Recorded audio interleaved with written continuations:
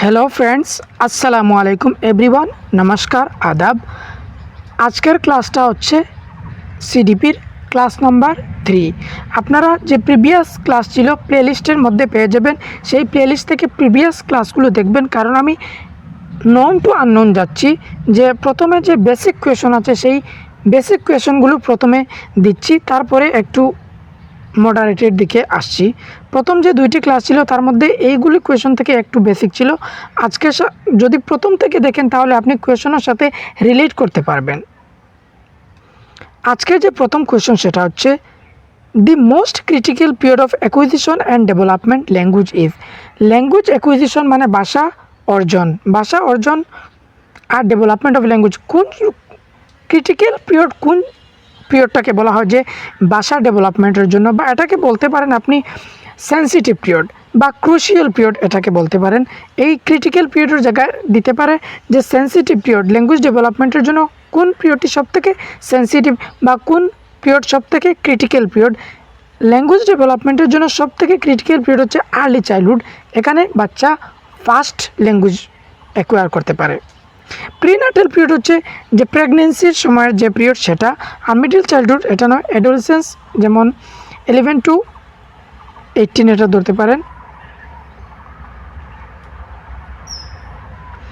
আর early চাইল্ডহুডের age হচ্ছে 2 to 6 years. Next question number 2, which of the following is a stage of moral development proposed by Lawrence Kohlberg. এখানের মধ্যে কোনটি stage আছে যে Kohlberg দিয়েছেন? Kohlberg মরাল ডেভেলপমেন্টের থিওরিটা দিয়েছিলেন। তিনি 3টা লেভেল দিয়েছেন আর 6টা স্টেজ দিয়েছেন। এই যে কোহলবার্গের থিওরি বা আমি অন্যান্য যে থিওরি আছে সিডিপির কমপ্লিট যে থিওরি আছে সেটার ভিডিও তৈরি করছি। নেক্সট ক্লাসে বা এর পরের ক্লাসে আমি সেই কমপ্লিট থিওরিটি দিয়ে দেব, যেখানে বাংলা মিডিয়ামে আমি কমপ্লিট থিওরি আলোচনা করেছি। কোহলবার্গের 6টি স্টেজ দিয়েছেন আর 3টি লেভেল দিয়েছেন। এক একটি লেভেলের মধ্যে 2টি স্টেজ। লিটেন্সি স্টেজ এটা কোহলবার্গ দেন নাই, আই থিঙ্ক সিগমন্ড ফ্রয়েড দিয়েছেন এটা।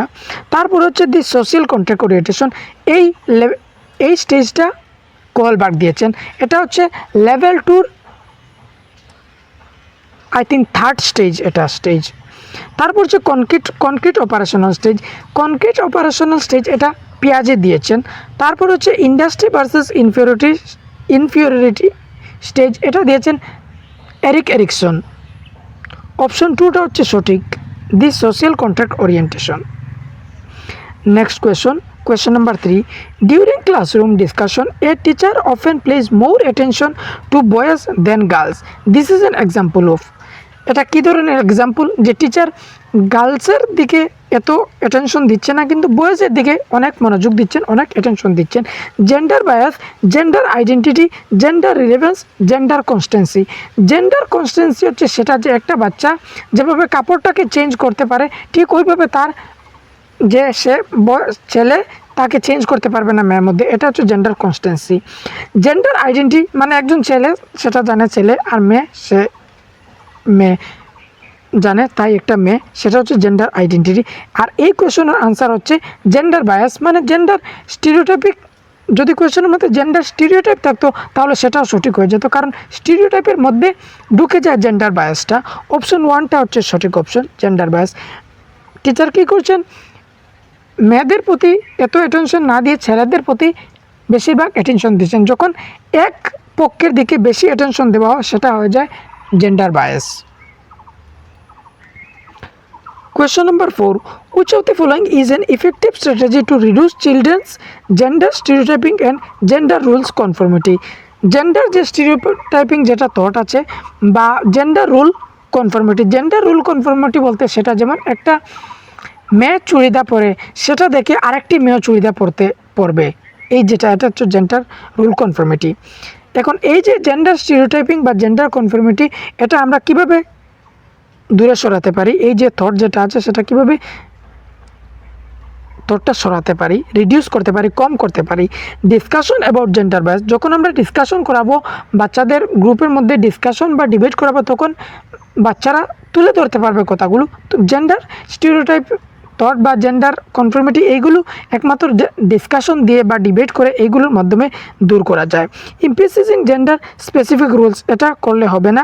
জেন্ডার সেগ্রিগেটেড প্লে গ্রুপস মানে বাচ্চারা ছেলেরা এক গ্রুপের মধ্যে খেলবে আর মেয়েরা এক গ্রুপের মধ্যে খেলবে, তখন সেটা রিডিউস হয়ে যাবে, হবে না।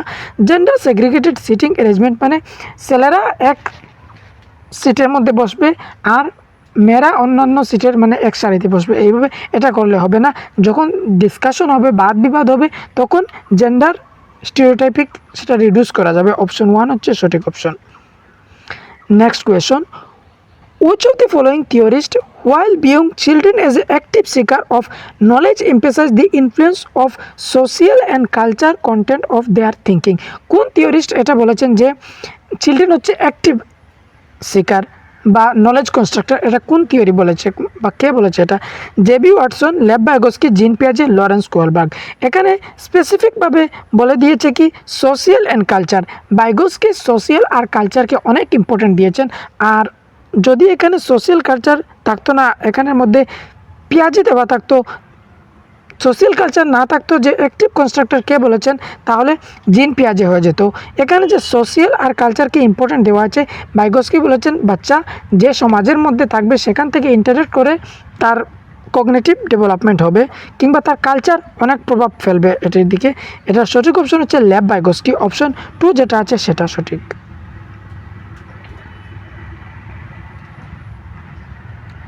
নেক্সট কোয়েশন হচ্ছে question number 6, while working on a jigsaw puzzle, 5 years old Najma says to herself, where is the blue piece? No, not this one, darker one that would go here and make this show.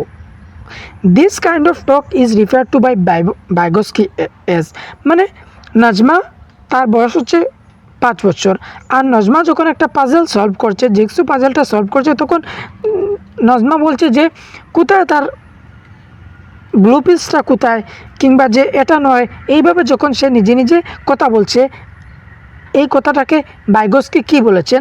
এই কথাটাকে ভাইগস্কি বলেছেন private speech. Option 1টা হচ্ছে সঠিক।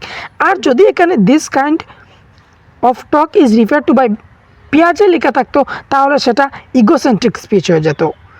Egocentric speech কি? Egocentric speech যখন বাচ্চা কথা বলে এইভাবে, যে নজমা পাজলটা সলভ করার সময় কথা বলল, এই কথাটাকে পিয়াজে বলেছেন ইগোসেন্ট্রিক স্পিচ। এটা কোয়েশন আসে, অনেক কোয়েশন আসে যে পিয়াজে কি বলেছেন আর ভাইগস্কি কি বলেছেন। ভাইগস্কি এটাকে বলেছেন প্রাইভেট স্পিচ আর পিয়াজে বলেছেন ইগোসেন্ট্রিক স্পিচ। টক অ্যালাউড, এখানে টক অ্যালাউডের কথা বলেছেন, যে বড় বড় করে কথা বলছে, সেটা স্কেপ ফোল্ডিংও নয়। স্কেপ ফোল্ডিং হচ্ছে টেম্পোরারি হেল্প। এখানে অপশন 1টা হচ্ছে সঠিক। Next question, question number 7, giving cues to children and offering support as and when needed is an example of reinforcement, conditioning, modelling, scaffolding. আপনি যখন একটা প্রবলেম সলভ হওয়ার সময় আপনি কী করছেন? বাচ্চাকে হিন্ট দিচ্ছেন, একটা কিউজ দিচ্ছেন, প্রম্পট দিচ্ছেন, এইটাকেই বলা হয় স্ক্যাপফোল্ডিং। যেমন আপনি হিন্দি বুঝতে একটু অসুবিধা হয়, তাই আমি বাংলা দিয়ে সিডিপির ক্লাসকে করাচ্ছি, মানে আপনাকে বলতে পারেন এক ধরনের আমি সাপোর্ট করছি। এটা হচ্ছে স্কেপ ফোল্ডিংয়ের উদাহরণ। Next question, which of the following behaviors characterize the concrete operational stage as a proposed by Jean Piaget? মানে এখানের মধ্যে কোনটি কনক্রিট অপারেশনাল স্টেজের ক্যারেক্টারিস্টিক আছে? Hypothetic, deduction, reasoning, propositional thought. এটা যেটা হাইপোথেটিক এডুকেশন, এটা হচ্ছে ফর্মাল অপারেশনাল স্টেজের characteristic.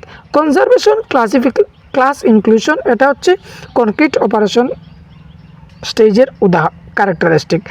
Deferred imitation, object permanence, এটা হচ্ছে সেন্সরি মোটর স্টেজের ক্যারেক্টারিস্টিক।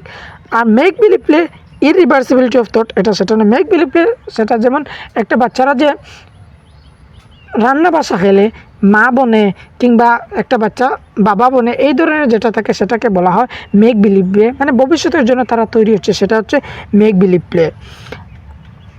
কনক্রিট অপারেশনাল স্টেজের ক্যারেক্টারিস্টিক হচ্ছে কনজারভেশন, ক্লাস ইনক্লুশন। কনজারভেশন মানে একটা বাচ্চা যে প্রি অপারেশনালের মধ্যে বুঝতে পারতো না যে বরফটা পানি বনে আর পানিটা বরফ, এটা বুঝতে পারতো না, সেটা ছিল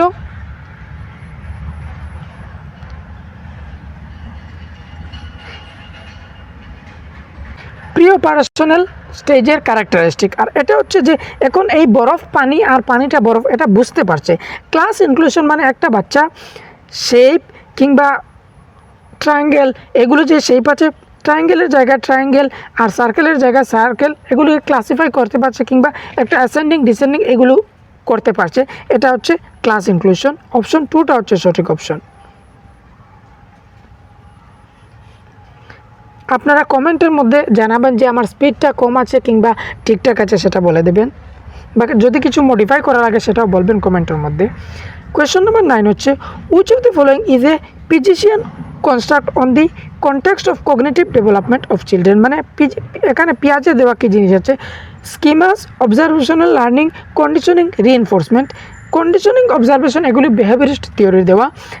স্কিমা হচ্ছে আপনার অর্গানাইজ যে স্ট্রাকচার আছে, আপনার যে ব্রেন আছে এই ব্রেনের মধ্যে যে ব্রেনের এক একটি রুম আছে, যে ব্রেনের এই জায়গার মধ্যে মোবাইল, এই জায়গার মধ্যে যেমন আপনার সিটেড, এই জায়গার মধ্যে আপনার গার্লফ্রেন্ড, এই জায়গার মধ্যে আপনার মা বাবা, একটা অর্গানাইজভাবে আছে, সেটা হচ্ছে স্কিমা। অপশন 1টা হচ্ছে সঠিক। Next question number 10, primary objective of assessment should be. অ্যাসেসমেন্টের অবজেক্টিভ উদ্দেশ্য কী থাকে? অ্যাসেসমেন্ট যেমন এটা হচ্ছে ইন্টাগ্রাল পার্ট অফ লার্নিং, মানে পড়ার সাথে সাথে অ্যাসেসমেন্ট চলতে থাকবে, যে বাচ্চারা কতটুকু শিখছে সেটা জানা, সেটা হচ্ছে অ্যাসেস করা। অ্যাসাইনিং র্যাঙ্ক অফ স্টুডেন্ট, এটা উদ্দেশ্য থাকে যে বাচ্চারা কোন র্যাঙ্কের মধ্যে আছে, কখনো র্যাঙ্ক দেখলে এটা পজিটিভ মনে করবেন না। Understanding children's clarity and confusion about related concept, একটা কনসেপ্ট পড়াচ্ছেন, সেই কনসেপ্টের বিষয়ে যে ক্লিয়ারিটি আছে কিনা আছে সেটা জানার জন্য আপনি অ্যাসেসমেন্ট করতে পারেন। অপশন 2টা হচ্ছে সঠিক। অপশন 3 হচ্ছে লেবেলিং স্টুডেন্ট অ্যাজ পার দেয়ার স্কোর, মানে তার যে স্কোর পাবে সেই স্কোর অনুসারে আপনি তাদেরকে লেবেল করবেন, সেটা কখনো করবেন না। Making pass or fail on the report cards, মানে রিপোর্ট কার্ডের বেসিসে আপনি পাস ফেল সেটার জন্য অ্যাসেসমেন্ট করছেন, কখনো নয়। সেটা আবার ইভ্যালুয়েশন বলতে পারেন যে আপনি পাস ফেল দেখছেন। তারপর হচ্ছে question number 11, which of the following statement about intelligence is correct. ইন্টেলিজেন্সের বিষয়ে কারেক্ট কোনটি? Intelligence is A fixed ability determined at the time of birth only, মানে শুধু একমাত্র তখন আমরা যখন বাচ্চা জন্ম হয় তখন থেকে আমরা ইন্টেলিজেন্সটা ফিক্সড হয়ে যাবে, কখনো নয়। অপশন 2 হচ্ছে intelligence can be accurately measured and determined by using standardised test. Standardised test দিয়ে আমরা কী করব, যে একদম অ্যাকুরেটলি মেজার করতে পারবো যে বাচ্চার কতটুকু ইন্টেলিজেন্স আছে, না এটা সঠিক নয়। স্ট্যান্ডার্ডাইজড টেস্ট বলতে এটা বুঝতে পারেন যেমন সিটেটের এক্সাম, যদি একটা সিটেটের এক্সাম কন্ডাক্ট করা হয়, সিটেটের এক্সামের মধ্যে একটা স্টুডেন্ট ফেল করে নেয়, তখন কি আমি মনে করব যে না এটার আর ইন্টেলিজেন্স নেই, এটা হবে কি? এটা হবে না। কারণ যদি সে সিটেটের মধ্যে ফেল করে কিংবা সে ইউপিএসসির মধ্যে পাস করে নিতে পারে, এটা হতে পারে, এটা স্বাভাবিক। এটা ইন্টেলিজেন্সের জন্য এটা সঠিক হয় না। অপশন 2টা ভুল, কখনো অ্যাকুরেটলি মাপা যাবে না ইন্টেলিজেন্সটাকে। Intelligence is a unitary factor and a single trait. ইন্টেলিজেন্সটা যে মাত্র সিঙ্গল ফ্যাক্টর, ইউনিটারি মানে একটা ফ্যাক্টর, ইন্টেলিজেন্স একটা ফ্যাক্টর না, ইন্টেলিজেন্স কয়েক প্রকারের হতে পারে। আর হাওয়ার্ড গার্ডনার ক্রিটিসাইজ করেছেন অপশন 2 আর 3 এই দুটিকে ক্রিটিসাইজ করে তিনি মাল্টিপল ইন্টেলিজেন্সের থিওরিটা দিয়েছেন। অপশন 4 হচ্ছে intelligence is A multi dimensional and a set of complex abilities. Intelligence হচ্ছে মাল্টি ডাইমেনশনাল মানে এক একজনের এক এক রকমের ইন্টেলিজেন্স হতে পারে, বা এ সেট অফ কমপ্লেক্স অ্যাবিলিটিস, বা একজনের মধ্যে কয়েক ধরনের ইন্টেলিজেন্স থাকতে পারে। যেমন আপনার মেবি লিঙ্গুইস্টিক ইন্টেলিজেন্স থাকতে পারে, সাথে সাথে আপনার ইন্টারপার্সোনাল স্কিল যেটা ইন্টেলিজেন্স সেটাও থাকতে পারে, মানে এক একজনের কয়েক ধরনের ইন্টেলিজেন্স থাকতে পারে, সেটা হচ্ছে সেট অফ ক্যাপাবিলিটিস। অপশন 4 হচ্ছে সঠিক। Next question, Ruhi always thinks of multiple solution to A problem many of which are original solution. Ruhi is displaying characteristic of an. Ruhi একটা প্রবলেমের মাল্টিপল সলিউশন জানে, তখন রুহিটা কি? Creative thinker, convergent thinker, rigid thinker, egocentric thinker. এখানে কিছু নয়, যে নতুনভাবে সোচতে পারে বা নতুন আইডিয়া বার করতে পারে কিংবা মাল্টিপলভাবে সোচতে পারে, চিন্তা করতে পারে, তাকে বলা হয় ক্রিয়েটিভ থিঙ্কার। অপশন 1টা হচ্ছে সঠিক। Next question number 13, In a situation of less participation of students belonging to a deprived group in teaching learning process, a teacher should deprived group বলতে মানে যারা পিছিয়ে রয়েছে, যেমন কেউ ইকোনমিক্যালি হতে পারে, যেমন আর্থিকভাবে মানে পয়সার কমি না থাকতে পারে, ম্যাটেরিয়ালের অভাব হতে পারে, অনেক দূর দূরান্তের হতে পারে, এই ধরনের স্টুডেন্টের প্রতি টিচার কী করতে পারেন, ask children to withdraw from school, এদেরকে বলে দিতে পারেন যে স্কুলের মধ্যে উইথড্র করে দেবেন, এটা কখনো হবে না। বাচ্চাকে বিদ্যালয় छोड़ने के लिए कहना चाहिए, মানে বাচ্চাদের কী করবেন, স্কুলটা ছেড়ে দেওয়ার জন্য বলবেন, কখনো এটা নয়। Accept this situation as it is, যেভাবে আছে সেটা আপনি অ্যাকসেপ্ট করে নেবেন, এটা মানে পজিটিভ সেন্সে যাচ্ছে না যে হ্যাঁ একটা বাচ্চা কালচারাল বা তার ডিফারেন্স আছে সেটা আমি অ্যাকসেপ্ট করে নিচ্ছি, কিন্তু এই কোয়েশনের সাথে এটা ঠিক যাচ্ছে না, মানে নেগেটিভ সেন্সে যাচ্ছে। ইস স্থিতি কো জেসে হি স্বীকার কর লেনা চাই, মানে যেরকম স্বীকার করে, এটা কোয়েশনের সাথে মানে ফিট খাচ্ছে না। Lower her expectation from each such students, এই ধরনের স্টুডেন্টসদের কাছে আপনি এক্সপেকটেশন কম রাখবেন, মানে রাখবেন না, এটা হবে না। তারপর হচ্ছে option 4, reflect on her own teaching and find ways to improve students improvement, এর যে টিচার থাকবে তিনি টিচারের নিজে টিচিংয়ের প্রতি রিফ্লেক্ট করবেন, যদি পেডাগজিক্যাল তার যে পেডাগজি আছে টিচারের সেটার প্রতি তিনি রিফ্লেক্ট করতে পারেন, আর কিভাবে এই ধরনের স্টুডেন্টদের ইমপ্রুভ করা যাবে সেটা চিন্তা করতে পারেন। অপশন 4টা হচ্ছে সঠিক।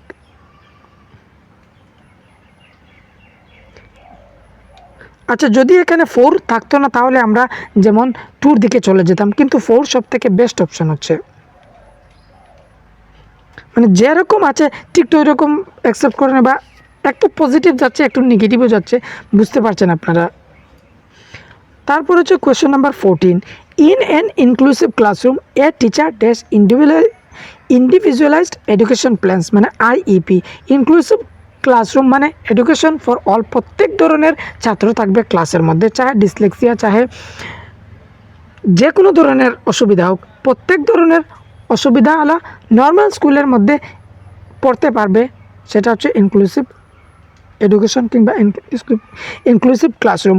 শুড নট প্রিপেয়ার, মানে ইন্ডিভিজুয়ালাইজ এডুকেশন প্রোগ্রামটা প্রিপেয়ার করবে না, শুড অকেশনালি প্রিপেয়ার, মানে কোনো সময় প্রিপেয়ার করবে। Should actively prepare, should discourage the preparation of, এটা ডিসকারেজ করবে, ডিসকারেজ কখনো করবে না। অকেশনালি নয়, নট প্রিপেয়ারও নয়, should actively prepare. Individualised education plans বলতে এটা বলতে পারেন যে একজন টিচার ইন্ডিভিজুয়ালভাবে একটা স্টুডেন্টের দিকে খেয়াল রাখছে, যেমন সে ওই প্যারেন্টসের দিকে কল করে প্যারেন্টসের সাথে কথাবার্তা করে, তাকে যদি কোনো জায়গায় অসুবিধা থাকে সেটার জন্য সে বোঝাতে চেয়েছে ওই স্টুডেন্ট তাকে, সেটা করতে পারে, অ্যাক্টিভভাবে প্রিপেয়ার করতে পারে, কোনো অসুবিধা নেই সেটার মধ্যে। Next question number 15, the primary characteristic of children with dyslexia includes, মানে ডিসলেক্সিয়া কার থাকবে, ডিসলেক্সিয়া সেই যে স্টুডেন্ট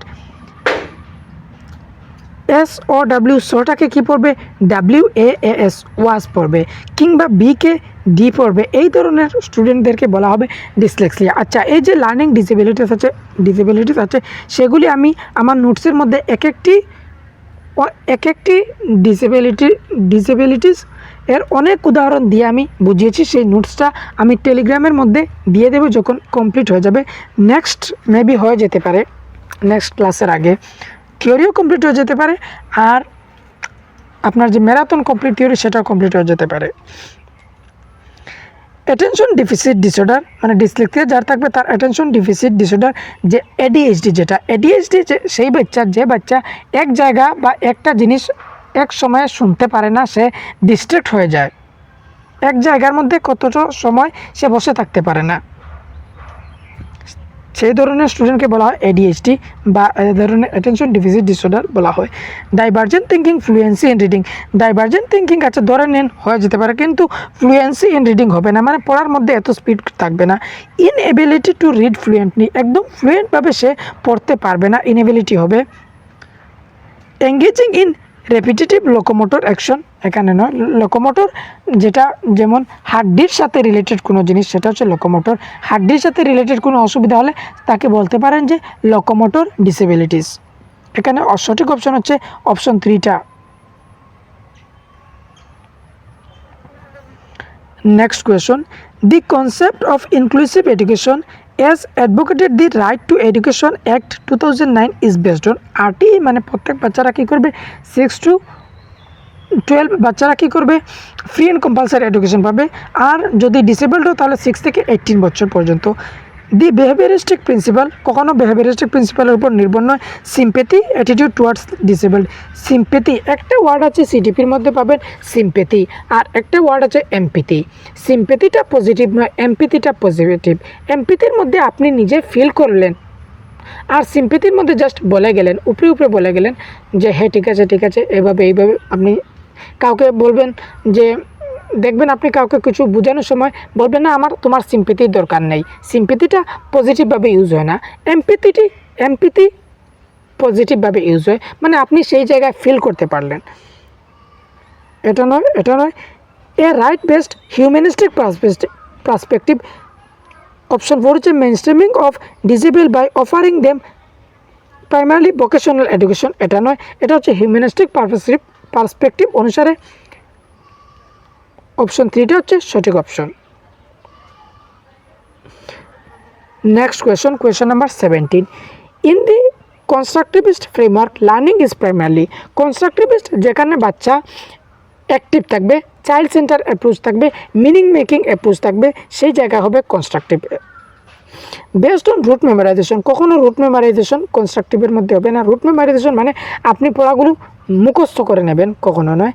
সেন্টার্ড অ্যারাউন্ড রিইনফোর্সমেন্ট মানে পুনর বলেন হ্যাঁ তুমি পারছো, আবার আরেকটি জিনিস বলার পরে আবার পারছো, এইভাবে আপনি রিইনফোর্স করছেন, এটা কখনো নয়। অ্যাকোয়ার তো কন্ডিশন দিয়ে দিয়েছেন, সেটাও নয়। এই ধরনের বিহেভিয়ারিস্ট এর মধ্যে অ্যাপ্রোচের মধ্যে পড়ে এটা। Focused on the process of meaning making মানে বাচ্চারা যেখানের মধ্যে অ্যাক্টিভলি পার্টিসিপেন্ট থাকবে তখন সেটা হবে মিনিং মেকিং প্রসেস। অপশন 4 হচ্ছে সঠিক, সেটা হচ্ছে কনস্ট্রাকটিভ ফ্রেমওয়ার্ক বা কনস্ট্রাকটিভিস্ট অ্যাপ্রোচ, বা সেটা কনস্ট্রাকটিভিস্ট ক্লাসরুমও বলতে পারে। Question number 18।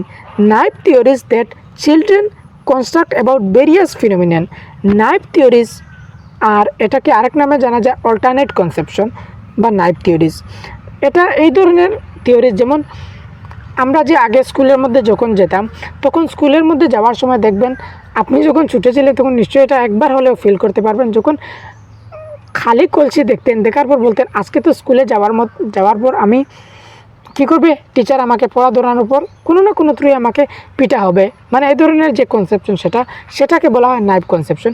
বা মনে করেন যে শালিক পাখি, একটা শালিক পাখি দেখলে যে কিছু না কিছু একটা বিপদ হবে, সেই ধরনের যে কনসেপ্ট থাকে সেটাকে বলা হয় নাইভ কনসেপশন বা নাইভ থিওরিজ বা অল্টারনেট কনসেপশন। এই ধরনের যে থিওরিজ বাচ্চাদের মধ্যে যে ধরনের কল্পনাগুলো থাকবে তখন কি করবে, should be ignore by teacher, এটা ইগনোর করে দেবে, এটা ইগনোর করবে না। Should be punish by the teacher, এই ধরনের যদি কোনো কনসেপ্ট থাকে তাহলে টিচার তাকে পানিশ করবে, কখনো নয়। Should be replace by correct one through repetitive memorisation, যে কনসেপ্টের মধ্যে তার নাইভ মানে অল্টারনেট কনসেপশন আছে তখন তিনি মেমোরাইজ করার কথা বলে দেবেন। যদি একটা বাচ্চা যেমন পানির কালারটা ব্লু, এটা বুঝতে তার অসুবিধা, তখন সে মুখস্থ করবে যে চান্দা মামা না, এইভাবে সে মুখস্থ করবে, সেটা করবে না। Should be challenge by presenting counter evidence and examples, আপনি কী করবেন সেই বিষয়ে এক্সাম্পল দিয়ে দেবেন, আর এই বিষয়ে চ্যালেঞ্জ করার কথা বলতে পারেন যে তুমি ঠিক আছে, তুমি একদিন স্কুলের মধ্যে এসে দেখি শালিক পাখি একটা দেখছো, দেখে তুমি ক্লাসের মধ্যে আসছো, তখন তুমি ডান্ডা খেলে কি না খেলে না, এই ধরনের আপনি এইভাবে চ্যালেঞ্জ করতে পারেন, আর এক্সাম্পল সাথে দিতে পারেন। অপশন 4টা হচ্ছে সঠিক। Next question number 19। Child centre pedagogy promote. Child centre pedagogy কি প্রমোট করতে চায়? Exclusive Reliance on the text book, কখনো চাইল্ড সেন্টার টেক্সট বুকের উপর ডিপেন্ডেন্ট থাকে না। Giving primacy of children's experience, অবশ্যই এটা হতে পারে যে চিলড্রেনদের এক্সপিরিয়েন্সটাকে ইম্পর্টেন্ট দেওয়া হয়। রুট মেমোরাইজেশন, এটা না।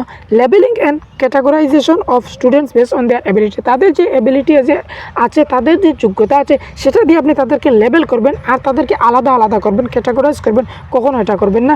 অপশন 2টা হচ্ছে সঠিক অপশন। বাচ্চাদের এক্সপিরিয়েন্সটাকে ইম্পর্টেন্ট দেওয়া হয়। Next question number 20, emotion and cognition আর dash each other, completely separate, মানে একদম সেপারেট ইমোশন আর কগনিশন সেটা নয়। আমরা এই যে কোয়েশ্চেন পেপার ডিসকাস করছি, এর আগে যে পেপার ডিসকাস করেছিলাম এখান থেকে দেখেন কতটুকু রিপিট হচ্ছে। সিডিপির মধ্যে অনেক কোয়েশন রিপিট করে, আর পেপার 1 কিংবা পেপার 2 সেটা কোনো রকমের বাধা আসে না। যদি পেপার 1-এর ক্লাসও আপনি দেখেন তাহলে আপনি পেপার 2 ক্লিয়ার করতে পারবেন, আর পেপার 2-র ক্লাস দেখেন তাহলে পেপার 1 ক্লিয়ার করতে পারবেন। সিলেবাস একদম সেম, আর কোয়েশনের মধ্যে কোনো ধরনের তফাৎ নেই। এটা জাস্ট মানুষের ভ্রম যে পেপার 2 মেবি ডিফিকাল্ট হতে পারে। আপনি যদি পেপার 2 ক্লাস দেখেন তাহলে আপনার জন্য আরও ভালো হবে, আপনার কনসেপ্টটা আরও মজবুত হবে। আমি কিছু পেপার 2 ক্লাস দেবো, যারা পেপার 1-এর ক্লাস দেখেন তারা সেটা মিস করবেন না।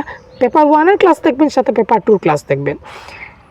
Independent of, interwoven with, not related নয় আর ইন্ডিপেন্ডেন্ট নয়। ইন্টারওভেন উইথ মানে কগনিশন ইমোশনটাকে প্রভাব করে। আজকে যদি আপনার জ্বর উঠে তাহলে আপনি পড়তে ভালো লাগবে না, আপনার কগনিশনটা আপনার ইমোশনকে প্রভাব ফেলবে। কগনিশন আর ইমোশন ইন্টার রিলেটেড বা বাই ডাইরেকশনাল। কোয়েশনের মধ্যে থাকতে পারে যে কগনিশন অ্যান্ড ইমোশন ইউনিডাইরেকশনাল নয়, বাই ডাইরেকশনাল, একটা আরেকটির সাথে রিলেটেড, ইন্টার রিলেটেড। আর ইন্ডিপেন্ডেন্ট তখন হবে যখন জেজং কোয়েশনের মধ্যে থাকবে যে কগনিশন ইমোশন বাই জেজং বললে সেটা ইন্ডিপেন্ডেন্ট হবে। অপশন 3 হচ্ছে সঠিক। Next question, which of the following statement about learning is correct from the constructive perspective. Constructive কী বলেছিলাম, যে ক্লাসটা অ্যাক্টিভ থাকবে, মিনিং মেকিং থাকবে, যেখানে চাইল্ড সেন্টার অ্যাপ্রোচ থাকবে, সেটা এখানে কারেক্ট কোনটি। Learning is the process of reproduction and recall. কখনো রিপ্রোডাকশন অ্যান্ড রিকল না, রিকল মানে বাচ্চা সেগুলো রিকল করে নিলেও, মানে মুখস্থ করে নিলেও আর পরে পেপারের মধ্যে গিয়ে লিখে নিলেও সেটা নয়, কখনো কনস্ট্রাকটিভ অ্যাপ্রোচ এটা করবে না। Learning is a process of rote memorisation, কখনো মুখস্থ বিদ্যা নয়। ডিসকারেজ রুট লার্নিং, NCF 2005 বলে যে আপনি রুট লার্নিংটাকে ডিসকারেজ করবেন, এনকারেজ কখনো করবেন না। Learning is conditioning of the behaviours by repetitive action, আপনি যেমন জিনিসটা বারবার পড়বেন, যেমন 2 একে 2 3 একে 3 এইভাবে জপতে থাকবেন, তখন সেটাও নয়। Learning is the process of construction of knowledge by active engagement, যখন আমি লার্নিংয়ের প্রতি অ্যাক্টিভভাবে এঙ্গেজমেন্ট হব তখন আমি লার্নিংটাকে মিনিংফুলভাবে শিখতে পারবো, আর সেটাই কনস্ট্রাকটিভ অ্যাপ্রোচ চায়। অপশন 4 হচ্ছে সঠিক। Next question number 22, presenting student with clear example and non example. Clear example হচ্ছে সেটা, যেমন এই যে একটা টপিক আছে, এই টপিকের সাথে আরেকটি, মানে এই টপিকের রিলেটেড একটা এক্সাম্পল দিলেন। আর নন এক্সাম্পল মানে এই টপিকটা ছেড়ে আপনি অন্য একটা এক্সাম্পল দিয়ে দিলেন। যেমন এই যে আমি পড়ানোর সময় কী বললাম যে শালিক পাখির কথা এর আগের কোয়েশনের মধ্যে, এই ধরনের কোয়েশনটাকে মানে একটা বোঝার জন্য আপনি আরেকটা কনসেপ্টের উদাহরণ দিয়ে দিলেন, তখন এটা ভালো থাকে। এটা কোয়েশন এইভাবেও থাকে যে নন এক্সাম্পলগুলো ভালো কিনা খারাপ, নন এক্সাম্পলগুলো ভালো থাকে, কারণ যখন আপনি নন এক্সাম্পল দিবেন তখন জিনিসটা বুঝতে সহজ লাগবে। এই যে অল্টারনেট কনসেপশনের কথা আমি বললাম আগের কোয়েশনের মধ্যে, মানে আপনি সহজে বুঝে গেলেন নিশ্চয়। Is an effective way to encourage conceptual change, অবশ্যই এটা হতে পারে যে এটা এনকারেজ করা উচিত আর ভালো হতে পারে কনসেপচুয়াল চেঞ্জের জন্য। Leads to confusion minds of স্টুডেন্টসদের মাইন্ডের মধ্যে কনফিউশন হয়ে যাবে। আমি কি যখন অল্টারনেট কনসেপশনের কথা বলেছিলাম তখন কি আপনার কনফিউশন ক্রিয়েট হয়ে গেছিলো? কখনো নয়। Cash gaps in the understanding of concept, মানে কজেস মানে খারাপ হয়ে দাঁড়াবে, কখনো না, বা কারণ হয়ে দাঁড়াবে এটা না। Focus on procedural knowledge rather than conceptual understanding, মানে কনসেপচুয়াল আন্ডারস্ট্যান্ডিং ছেড়ে কী করবে, প্রসিডিউরাল নলেজ মানে এক একটা স্টেপ আছে, যেমন স্টেপ 1, স্টেপ 2, স্টেপ 3, এইভাবে এক একটা স্টেপ, এই ধরনের স্টেপের দিকে যাবে, আর তার কনসেপচুয়াল আন্ডারস্ট্যান্ডিংটা ভালো হবে না, সেটাও নয়। Effective way to encourage conceptual change, conceptual চেঞ্জটা আপনি পরিবর্তন করতে পারেন নন এক্সাম্পল দিয়ে। যদি মাথার মধ্যে সেটি ভালোভাবে না বোঝা হয় তাহলে আরও ভালোভাবে বুঝতে পারবে। অপশন 1 হচ্ছে সঠিক। Question number 23, repeatedly asking children to engage in learning activities either to avoid punishment or to gain reward, মানে একটা বাচ্চা জলদি শিখে যাচ্ছে, যেমন তাকে পানিশমেন্ট দেওয়া হবে, পানিশমেন্ট দেওয়ার জন্য সে পড়াটা শিখছে, বা তাকে কোনো কিছু রিওয়ার্ড দেওয়া হচ্ছে, যেমন বাবা বলছেন তুমি এই পড়াটা শিখলে আমি তোমাকে 10 টাকা দিয়ে দেবো, এই রিওয়ার্ডের জন্য। আর তা যদি টিচার মারবেন বা বাবা মারবেন, এই ধরনের প্রক্রিয়া, সেটার কারণে বাচ্চা একটা পড়া শেখে, তাহলে কী হবে? ডিক্রিজ এক্সট্রিনসিক মোটিভেশন, এটা হবে না। ইন্ট্রিনসিক মোটিভেশন, একটা মোটিভেশন দুই ধরনের, ইন্ট্রিনসিক মোটিভেশন আর এক্সট্রিনসিক মোটিভেশন। ইন্ট্রিনসিক মোটিভেশন নিজের মধ্যে, রিজন নিজের মধ্যে থাকবে, মানে আমার ভালো লাগে পড়তে তখন আমি পড়ছি, সেটা হচ্ছে ইন্ট্রিনসিক। আর এক্সট্রিনসিক মোটিভেশন, আমাকে রিওয়ার্ড দেওয়া হবে, আর যেমন আমাকে কিছু পয়সা দেওয়া হবে, মানে রিজনটা বাড়া থাকবে। আমি যদি পুরস্কার পাই তাহলে পড়বো, তখন সেটা হয়ে যাবে আমার এক্সট্রিনসিক মোটিভেশন।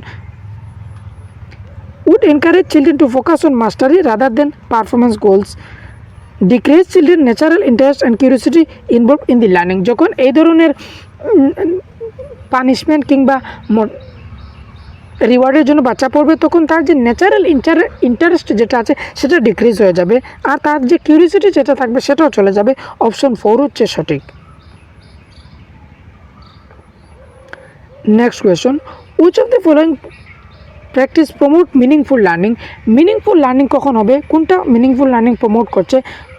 কর্পোরাল পানিশমেন্ট, মানে বাচ্চাকে যখন পানিশমেন্ট দিবেন, যেমন মুরগা বা মুরগি বানানো একটা যে পানিশমেন্ট আসলে, সেটা এনসিএফ বলে, বাচ্চাকে কখনো আপনি পানিশমেন্ট দিতে পারবেন না, এটা ভুল। কোঅপারেটিভ লার্নিং এনভায়রনমেন্ট, একজন আরেকজনের সাথে থেকে শিখবে, এই ধরনের এনভায়রনমেন্ট ক্রিয়েট করবেন, অবশ্যই এটা হবে। কন্টিনিউয়াস অ্যান্ড কম্প্রিহেন্সিভ ইভ্যালুয়েশন, অবশ্যই কন্টিনিউয়াস অ্যান্ড কম্প্রিহেন্সিভ ইভ্যালুয়েশন হতে পারে, কারণ বাচ্চার ফিডব্যাক দিতে পারবেন বাচ্চাকে, আর বাচ্চা শিখছে কিংবা শিখতে পারছে না সেটা জানবেন, আপনার পেডাগজির মধ্যে ইমপ্রুভ করতে পারবেন, অবশ্যই এটা হবে। কনস্ট্যান্ট কম্পারেটিভ ইভ্যালুয়েশন, কম্পারেটিভ ঠিক নয়, মানে আপনি তাদেরকে ইভ্যালুয়েশনটা জাজমেন্টাল বা পাস ফেইলের জন্য, ইভ্যালুয়েশন বেশিরভাগ নেগেটিভ থাকে, অ্যাসেসমেন্টটা ভালো থাকে। এখানে সঠিক অপশন হচ্ছে 2 আর 3। অপশন 2 যেটা আছে সেটা হচ্ছে সঠিক। কোঅপারেটিভ লার্নিং আর কন্টিনিউয়াস অ্যান্ড কম্প্রিহেন্সিভ ইভ্যালুয়েশন, সেটা হচ্ছে সঠিক, মিনিংফুল লার্নিং হবে। তারপর হচ্ছে question number 25, how can teachers facilitate understanding the complex concept in children. বাচ্চাদের যে একটা কঠিন কনসেপ্ট থাকে, যে জটিল কনসেপ্ট থাকে, সেই জটিল কনসেপ্টটা বোঝানোর জন্য কীভাবে টিচার ফ্যাসিলিটেট করবেন? বাই ডেলিভারিং এ লেকচার, একটা লেকচার দিয়ে দেবেন, তো কখনো না। এই যে লেকচার মেথড সেটা নেগেটিভ থাকে। বাই অর্গানাইজিং কম্পিটিটিভ ইভেন্টস করে দেবেন, কখনো একজন আরেকজনের সাথে কম্পিটিটিভ করবেন না, কম্পিটিটিভটা negative word.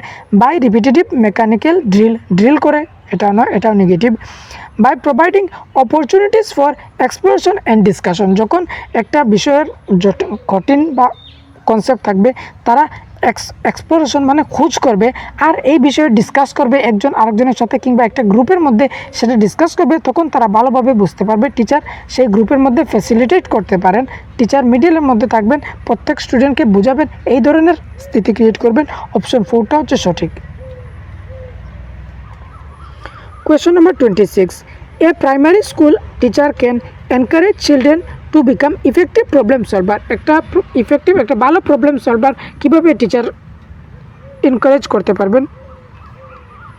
Offering materialistic reward for every small task, ছোটো টাস্কের মধ্যে টিচার কী করবেন? রিওয়ার্ড দিয়ে দেবেন, যেমন একটা চকলেট নেন, এইটা পারছেন আপনি, এই পড়াটা পারছো বা এই প্রবলেমটা সলভ করতে পারছো, একটা চকলেট নিয়ে নাও, কখনো এটা হবে না। এমফেসাইজিং অনলি প্রসিডিউরাল নলেজ, আগে কি বলেছেন? প্রসিডিউরাল নলেজ মানে একটা স্টেপ সেটা জানা থাকবে, আর এটা এনকারেজ করবে অনলি মানে শুধু, অনলি ওয়ার্ডটা নেগেটিভ, ক্যান্সেল হয়ে গেল। ডিমিশিং অ্যান্ড পেনালাইজিং ইনকারেক্ট আনসার, गलत उत्तर को অস্বীকার करके এবং দণ্ডিত करके, মানে তাদেরকে পানিশমেন্ট দেবেন, কখনো এটা করবেন না, দণ্ডটা আপনি দিতে পারবেন না। Encouraging children to make intuitive guesses and then brainstorming on the same, মানে আপনি তাদেরকে গ্যাস করার জন্য বলে আর কি সমাধান হতে পারে, আরেকটি সমাধান কি হতে পারে, এইভাবে যে কোনো একটা প্রবলেমের কয়েকটি মাল্টিপল সলিউশন গ্যাস করে বার করতে পারবেন। আর ব্রেনস্টর্মিং মানে তার মস্তিষ্কের মধ্যে সে এই বিষয়ে চিন্তা করবে, জেনারেট আইডিয়াস ক্রিয়েট করবে, সেটা হচ্ছে ব্রেনস্টর্মিং। অপশন 4 হচ্ছে সঠিক option. Next question. In which of the following periods does physical growth and development occur in rapid pace? কোন স্টেজের মধ্যে যে ডেভেলপমেন্টটা অনেক ফাস্টেস্ট থাকে বা গ্রোথ আর ডেভেলপমেন্টটা? Infancy and early childhood. Infancy আর আর্লি চাইল্ডহুডের মধ্যে অনেক ফাস্টেস্ট ডেভেলপমেন্ট থাকে।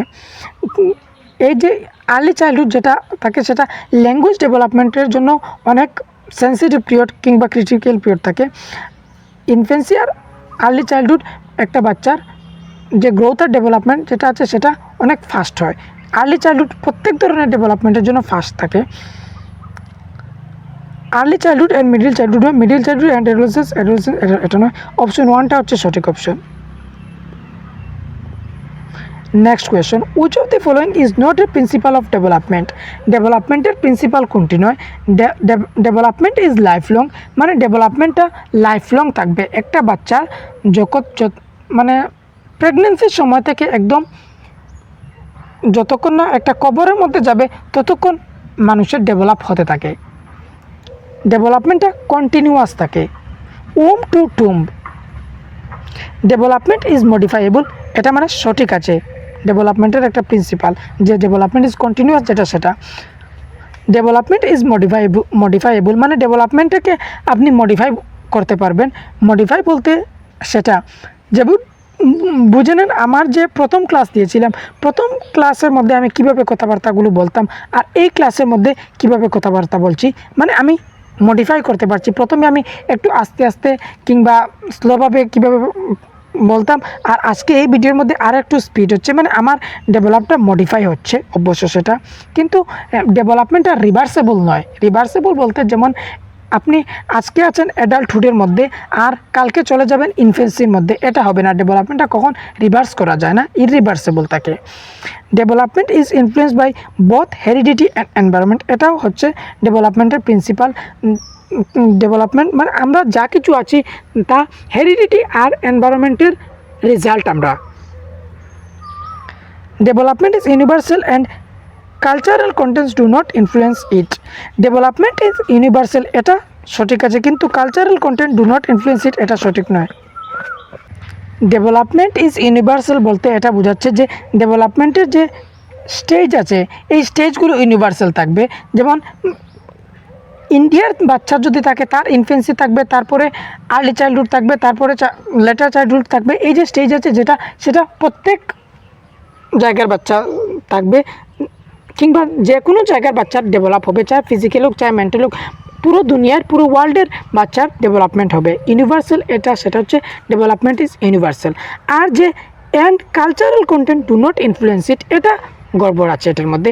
কালচারাল যে কন্টেন্ট আছে সেটা ইনফ্লুয়েন্স করবে, কারণ ইন্ডিয়ার কালচার এক রকমের হতে পারে আর আমেরিকার কালচার আরেক ধরনের হতে পারে।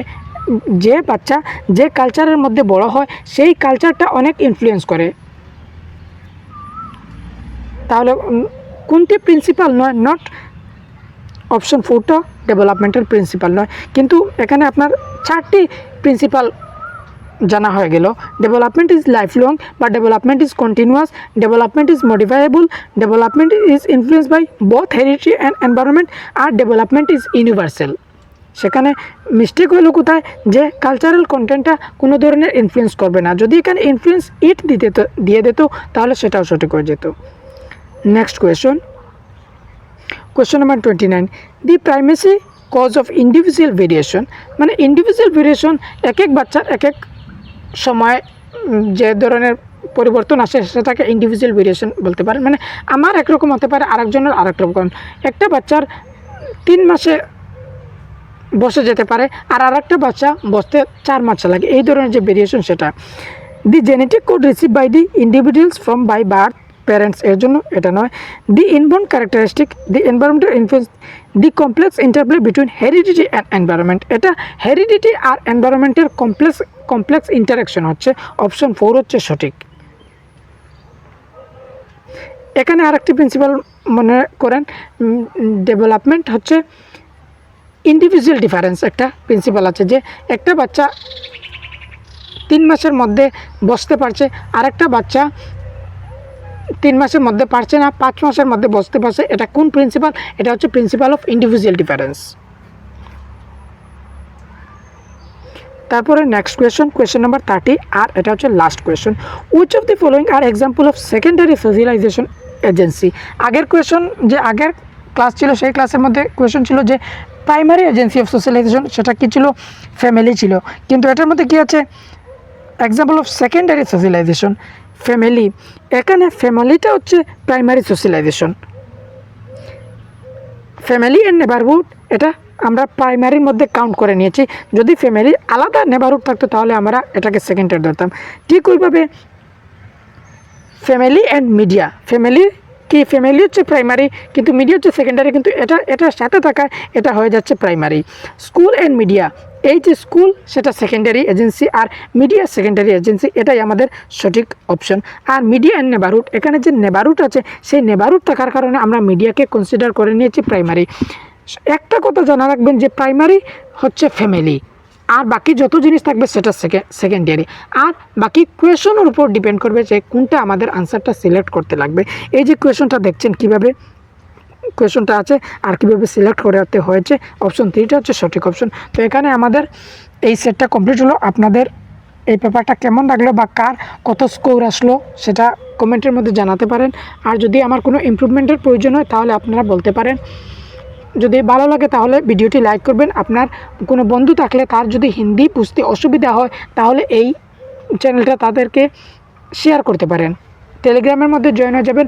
আমি নোটস লেখা যখন কমপ্লিট হয়ে যাবে তখন দিয়ে দেব, সেখান থেকে আপনারা নোটসটা ডাউনলোড করে একবার পড়তে পারেন। অনেক মেহনত করার পর সেই নোটসটা তৈরি হয়েছে বা তৈরি করছি আমি। প্রত্যেক প্রিভিয়াস ইয়ার কোয়েশন থেকে এক এক টপিকের যে জিনিস ছিল সেটা রিলেট করে যাতে টপিকটা ভালোভাবে বোঝা যায় আমি এইভাবে নোটসটা তৈরি করেছি। আর আমি থিওরির যে কমপ্লিট ম্যারাথন সেটা দিয়ে দেবো, বেশ দেরি করব না, যাতে আপনারা প্রথম থেকেই ভালোভাবে প্রিপেয়ার করতে পারেন। ধন্যবাদ আপনাদেরকে। আর বাংলা পেডাগজি ক্লাস আমার চ্যানেল থেকে প্রিপেয়ার করতে পারবেন। একদম সিলেবাসটা আমি কমপ্লিট করাবো বাংলার, কারণ বাংলার কেউ এত বেশি বাংলাকে ইম্পর্টেন্ট দেয় না আর বাংলা কম পাওয়া যায়। যে নতুন নতুন কোয়েশন যেগুলি থাকে সেগুলি ডিসকাস করে না, তাই আমি একদম 2018 থেকে শুরু করব। আর আজ দিন পর্যন্ত যত সিটেট হয়েছে অনলাইনের মধ্যে অনেক কোয়েশন পেপার আছে। আই থিঙ্ক অনলাইনের মধ্যে বাংলা পেপার 1 পেপার 2 মিলিয়ে অ্যাটলিস্ট 20 থেকে 25টা পেপার সেট থাকতে পারে অনলাইনের মধ্যে, শুধু 2021-22 আর 22-23-এর মধ্যে। আর এই কোয়েশনগুলো সব থেকে ইম্পর্টেন্ট, চাহে যে কোনো সাবজেক্ট হোক, সে যেই কোয়েশনগুলি অনলাইনের মধ্যে এসেছিলো সেই কোয়েশনগুলি আপনাদের জন্য সব থেকে ইম্পর্টেন্ট। আমি একটি সিরিয়াল ওয়াইজভাবে বাংলার ক্লাসগুলো দেব। আর সিডিপিও আমি একটি সিরিয়াল মানে একদম বেসিক থেকে কোয়েশনগুলো নিয়েছি, যাতে আপনারা বুঝতে পারেন, আপনার কনসেপচুয়াল আন্ডারস্ট্যান্ডিংটা ভালো হয়। তো যদি ভালো লাগে তাহলে অবশ্যই চ্যানেলটা সাবস্ক্রাইব করবেন।